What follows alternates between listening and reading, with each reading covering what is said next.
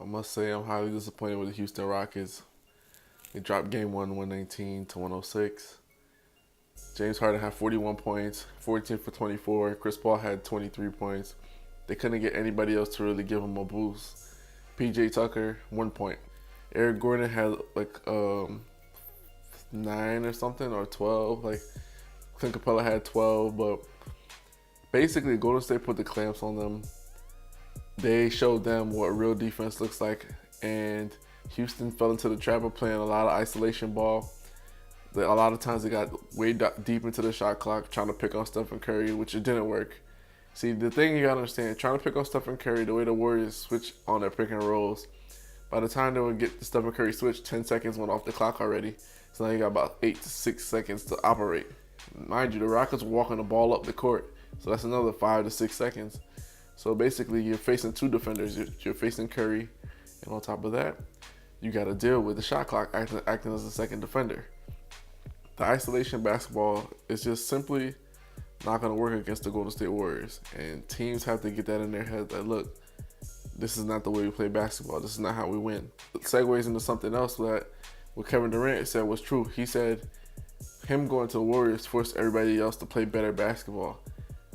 The Rockets dropping game one is showing them that they have to play a better form of basketball. And what's sad about this is the Houston Rockets give the home court advantage, which they've been clamoring over the whole entire season. You know, this has been their goal. They want to beat the Warriors. Daryl Morey said this. Hey, this is our goal. We're built to beat the Warriors. CP3, James Harden saying how they won this challenge.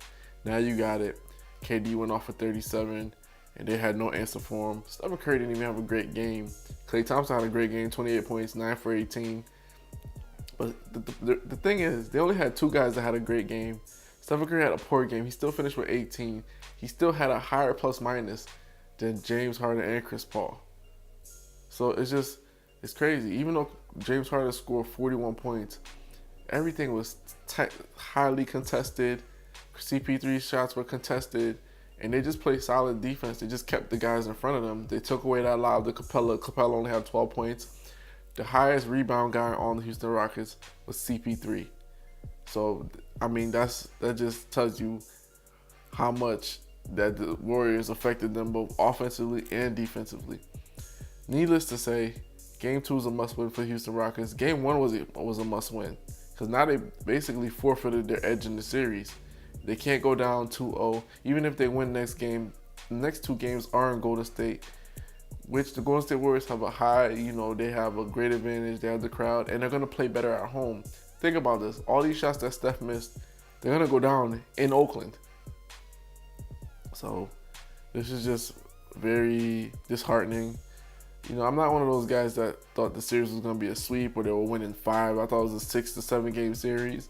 But with this game 1 drop, it could possibly be a sweep. It could be a 5-game series now because, of course, Rockets have lost their confidence. Of course, they see that this isolation basketball is not going to work. And of course, the Warriors showed you that they're the team to beat, and this is why.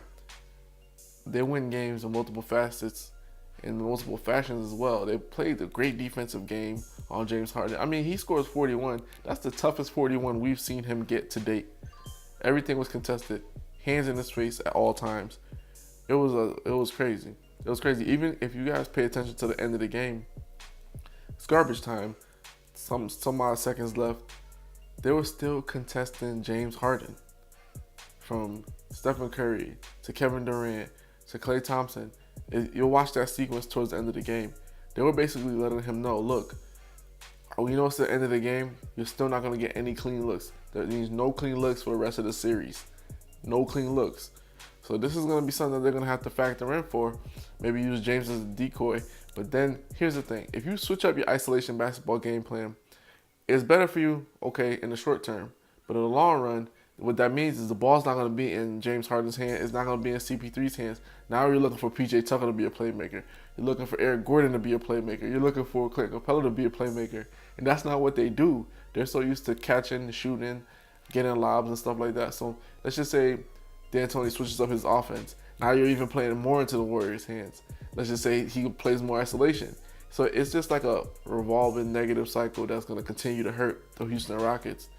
So now dropping game 1, it does become a 5 to 6 game series. I'm not gonna say it's sweep. I'm not gonna disrespect the team that won 65 games, but now everything else is must win from here on out, just to make it competitive. And I don't see desperation basketball is not great. Even Kobe Bryant could tell you this when he won a lot of his championships. He's like, okay, now we got them. They're playing desperation ball. They're scared. They're making mistakes, and that's what's gonna happen with the Houston Rockets. It's sad, the game plan that the Warriors put together worked to a T. Only thing that could have gone better in their favor is them shooting better, and which it will do over the course of the series. One thing that was alarming me about Chris Paul, they had an interview with him a couple days prior. It was like, you're used to running a lot of plays. How is this different now? He's like, well, now we just hoop. When he said that, I knew right then and there, basically their game plan was to just play the same way, not run a lot of plays, and just not run a lot of actions. Basically, just give me the ball, give James the ball, and we'll try to figure it out. It doesn't work like that in basketball on the highest levels. You have to have a game plan.